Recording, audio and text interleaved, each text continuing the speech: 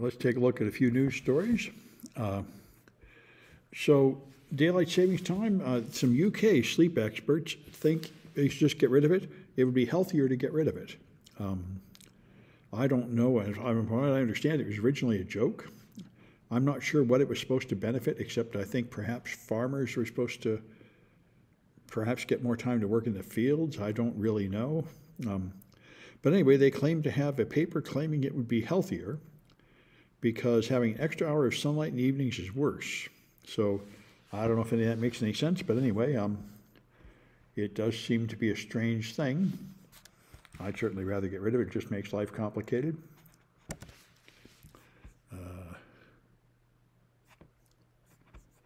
So this was interesting.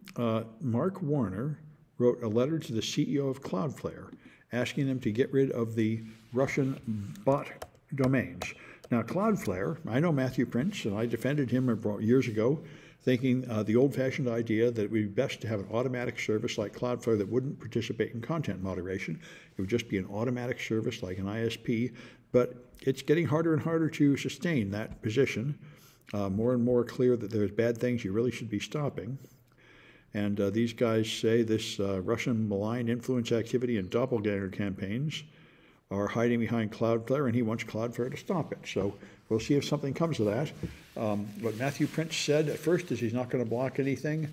Then eventually he blocked something really horrible, like a Nazi site or something, and said, you know, here I am blocking things, but there is no process. So it's just up to me to like arbitrarily decide when to block things. And he said, that's not a good process.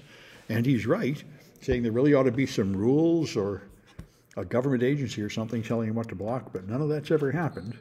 And we've moved further and further from any consensus on this. So it's currently just a matter of everybody screaming and yelling and demanding things and refusing the demands, and no, no clarity.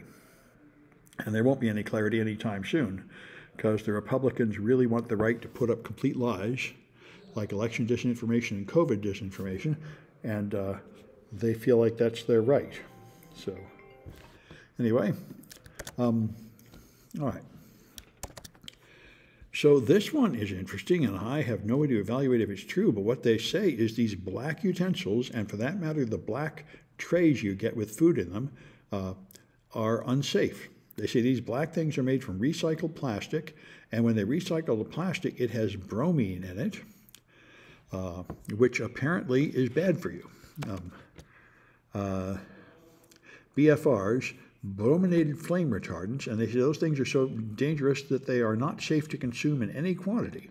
So you should not be using black plastic for any handling of food, which is an interesting claim. I have no idea if it's true. All right.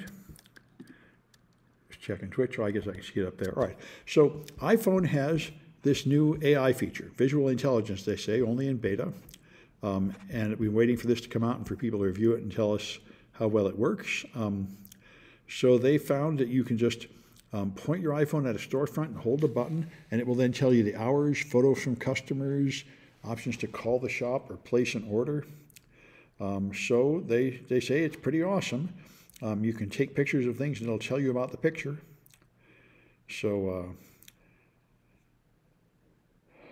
you just tap an on-screen button to ask ChatGPT about the image, and it will tell you what's there. So he took a picture of a retro game console and asked when it came out. Scanning the exterior of a tea shop, it pulled up helpful information like photos of drinks. She asked for game recommendations based on titles in the store, asked for games similar to a series after taking a picture of the games. So, you know, it's not entirely clear exactly what it's doing or how good it is, but I guess we'll see. It reminds me very much of the first Google Glass demos. Before Google Glass was available, Google provided a video to like motivate you to buy it.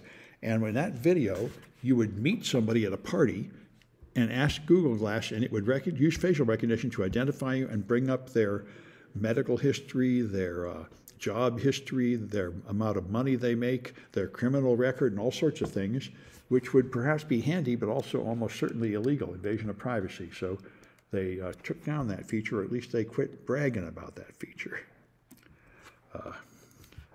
And that's Anyway, we'll see what comes of all this.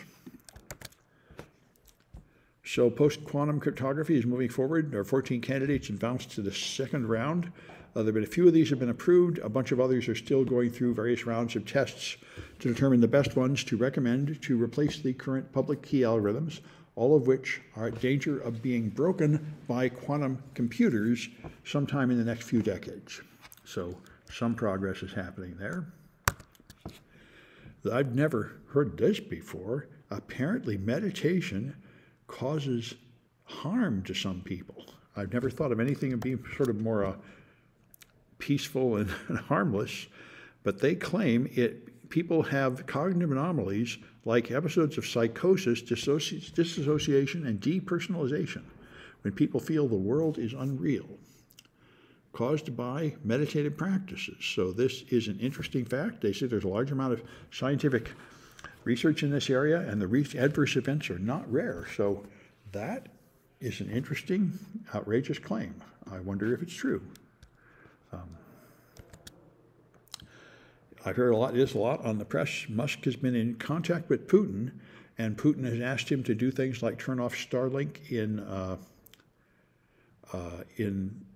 Taiwan as a favor to Xi, and so on. And so this raises the issue that comes by frequently, that we have an oligarch. Musk is an oligarch, and he's as powerful as a nation, he's as rich as a nation, and he makes decisions that have military and national consequences without actually undergoing any of the selection process of the leaders of our nation, like going through an election or having to be overseen by Congress or a committee or something. And it may possibly be breaking the law. There is a law against this. But Musk has gotten used to just breaking laws right and left, and it doesn't matter. For example, he is now handing out $1 million a day to people who will sign some petition of his, which will make it easier for his PAC to convince them to vote for Donald Trump. And he was even issued a letter telling him that was illegal, and he paused for one day and then just resumed again. So he's learned what appears to be obviously true in the age of Trump, which is if you're rich or powerful, the law doesn't apply to you. So we'll see. And of course, if we do elect Trump in another week here, then we'll enter a stage of extreme government corruption, where pretty much every government service is just for sale to the highest bidder, because that's how Trump operates. So Apple, for that AI feature that I was just talking about, Apple was concerned because some of those AI computations cannot be done on your phone. So instead, they're sent off to be done by a cloud service, and Apple has an extremely private thing called private cloud compute that spins up containers and deletes the containers after your query and supposedly is super secure. And now they have made some version of this available for security researchers, so people can test it and can decide if they find any flaws in it. Apple seems to be taking this very seriously. Their products are pushed very hard as products to preserve your privacy. So it's interesting to see what comes of it. This is surprising. I mean, most of the studies I've heard have said that carbon capture is just a fraud. The fossil fuel industry wants us to keep burning gasoline and coal and oil and everything, even though we're clearly harming the planet. And they want to pretend that we can magically suck the carbon back out of the air, but there's no possible way of ever doing it without just emitting more carbon. However, UC Berkeley has invented some yellow powder. What do they tell us what this stuff is? But they claim this yellow material will remove carbon dioxide from the air.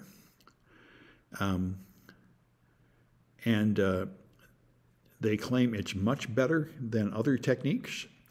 And it's called a covalent organic framework, whatever that is. And they say you can, the best material out there for direct air capture, less than half a pound of the stuff can remove as much carbon dioxide annually as a tree.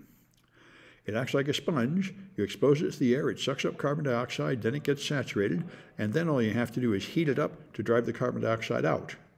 And yes, absolutely, carbon capture would be awesome if it worked. It's just very hard to believe. I mean, the only part that might work is when you put it in a smokestack of a factory. Then you have a high concentration of carbon dioxide, and you might be able to capture some of it there. But the idea that you can actually suck it out of the air at the concentration of 400 parts per million in any effective way is very hard to believe, but this material may perhaps be contributing to that. We'll see. So TSMC, the main chip producer in the world, Taiwan's chip producer, is now producing chips in Arizona, apparently.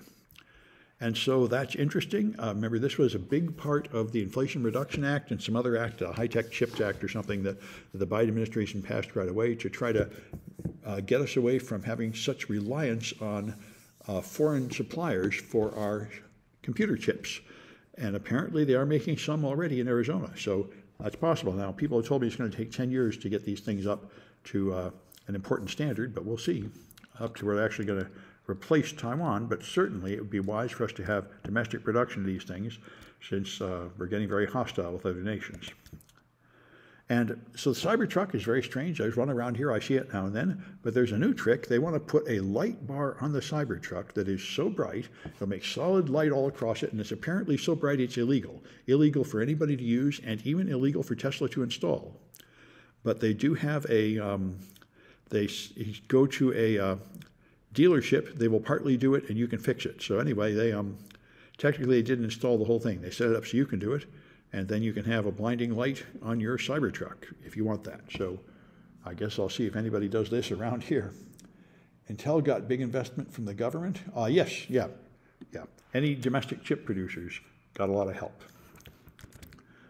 So Claude is Amazon's AI, and it does seem to be better at breaking large problems into small steps and solving it step by step. So a new feature they have is now it will write code in JavaScript and it will run the code in JavaScript. So if you ask it a question that should be solved by a mathematical computation, it will generate the code and run the code to find the answer the way we would. This seems like a really good idea because these large language models are terrible at logic and math. They can only handle words, not numbers and such. And this may be an improvement. Anyway, that's all the time I wanted to spend on the news.